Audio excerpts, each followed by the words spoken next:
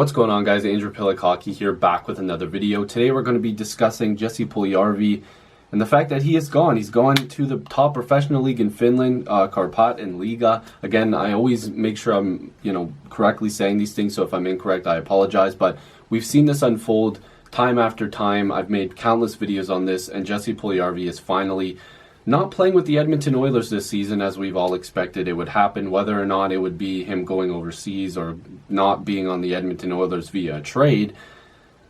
Lots of stuff is going on with him, and you know what? It looks like him and the Oilers are done. So there's a lot of stuff in this article here that I'm going to pull up here, but just to back it up with some statistics so then we can go throughout the timeline here. Puljujarvi was selected by Edmonton with the 4th pick in the 2016 NHL draft.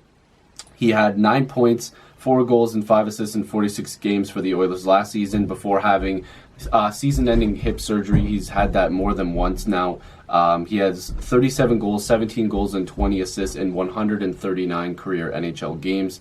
Now, he's saying that his body feels good and that he's fully healthy. He said it feels good to be back and playing with Karpat. Again, it could be saying that incorrectly, but he wants to help the team, and that's the thing. He's going to have to be absolutely dynamite and prove to people that he actually is worth the money and the term that he wants to eventually get in the NHL, and prove that he isn't just another draft day bust, because the Oilers have had a series of events where they're not really drafting that well, or the people that they are drafting aren't exactly going to the level that they want them to be. Now, if we're looking at the 5 forwards selected in the 2016 NHL draft, the top 5. Obviously, Austin Matthews has 205 points in 212 games. Laine has 184 points in 237 games. Pierre-Luc Dubois, 109 points in 164 games. Jesse Puljujarvi, 37 points in 139 games. And Matthew Tkachuk, 174 points in 224 games. So that's a guy they could have had.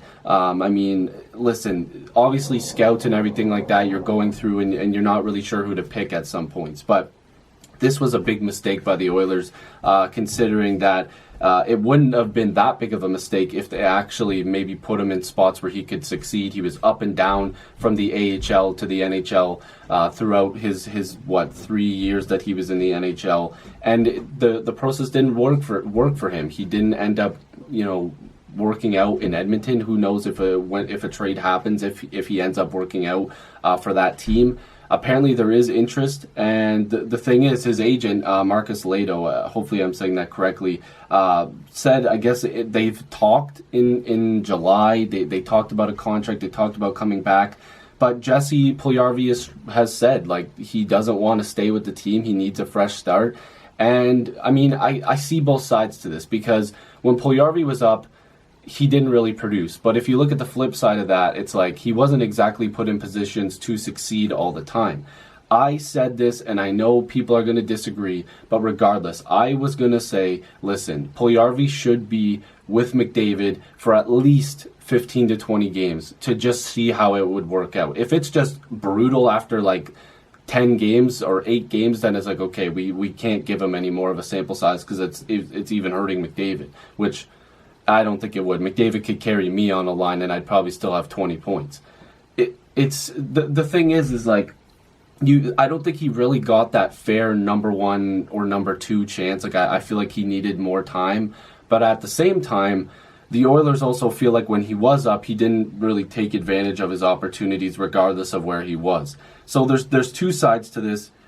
Excuse me, I can understand, but with new management, new GM, everything, new coach, Dave Tippett, listen, I felt like this was a chance for him to play one more season with the Oilers and say, let's just try to get this done. Let's see if it'll work. But he's on his way over to the Finnish league, and he's going to have to dominate. That's just how it is. He really has to dominate, and if he doesn't, well, then his NHL career might be over. There's not a lot of teams that will want to take on a guy that could not really pan out, especially since a lot of young guys are looking for big money these days. Clearly, he wouldn't be able to ask for that. There also is an opt-out for this, so he can return to the NHL. I believe it's before December 1st. But not to go too far here, but Puljujarvi really does need to excel in this league, because if he doesn't, a lot of NHL teams won't be willing to take that risk. So Hopefully you guys enjoyed this video. If you're new, make sure to subscribe. I'd love to have more hockey conversations with you. Join the squad. Let's get to 7,000 subscribers. I appreciate you guys as always, and I'll see you in the next video or stream. Peace.